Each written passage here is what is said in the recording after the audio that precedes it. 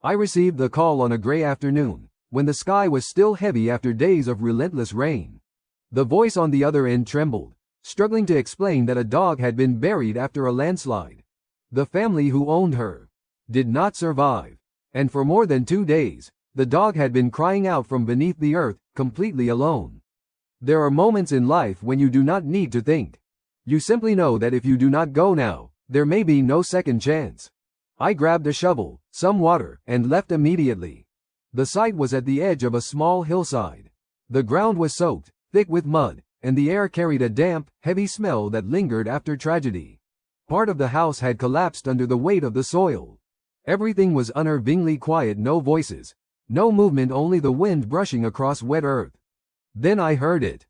Not a bark, not a clear cry, just a faint sound, barely more than a breath struggling to escape. My chest tightened. She was still alive. I began digging. There was no plan, no technique, only the fear that every passing second might be too late. The mud clung stubbornly to the shovel. My arms burned, my hands shook, but I could not stop. And then I saw her. The mother dog lay covered in dirt, her eyes closed, her mouth slightly open. Her chest moved almost imperceptibly. When I touched her, I felt warmth, a fragile heartbeat. She was still holding on. I kept digging. Beside her, 2 tiny bodies emerged from the soil. 2 puppies, buried with their mother.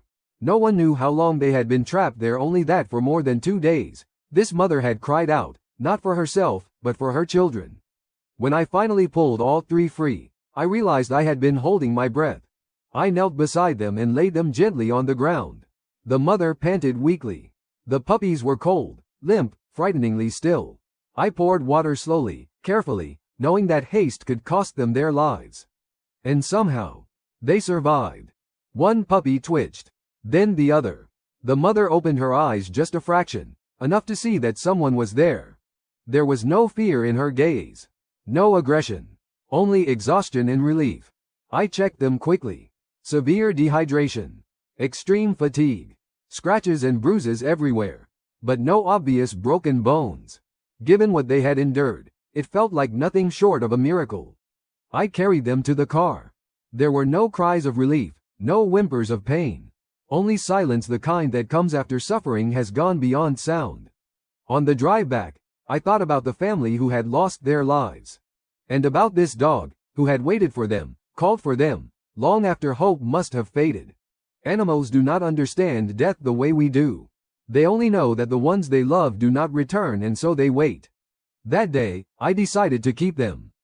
The days that followed were filled with constant care. Fluids, cleaning wounds, feeding tiny amounts, watching every breath. The mother never took her eyes off her puppies, even when she was too weak to stand. Each time I lifted one to check on it, she tried to rise, her eyes pleading, "Please be careful. They are my whole world." Slowly, life returned. The puppies began to make sounds.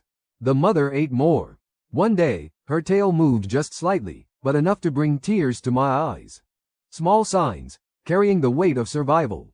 Now, when I see the 3 of them curled up together in my home, I think back to that dark afternoon.